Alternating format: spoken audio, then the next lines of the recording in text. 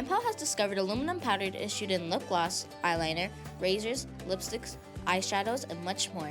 Now, chilling discoveries have been made and will still... No way, this is made out of aluminum? To answer both of your questions, yes way. Anyways.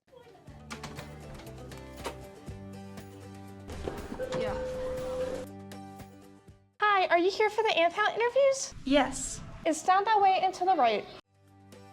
It is never boring. More of a family type environment. We make powder today, we make powder tomorrow, and we're going to be making powder for years. We used to melt copper and atomize copper. I work with some great people who work hard and we have creative ideas and we get a lot done.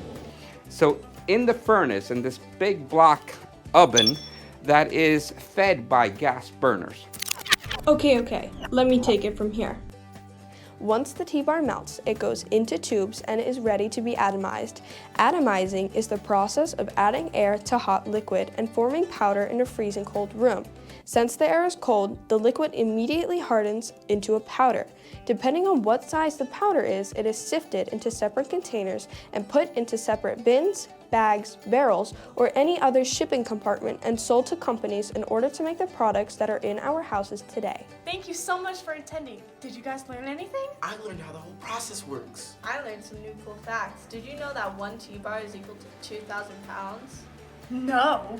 I learned every day that I pass aluminum without knowing. I learned that Ampow is necessary to help other companies thrive. That sure is a lot. Have a great day. You too. You too.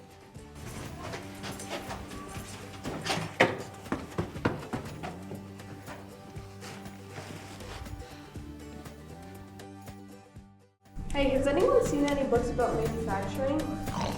Who's snoring like that?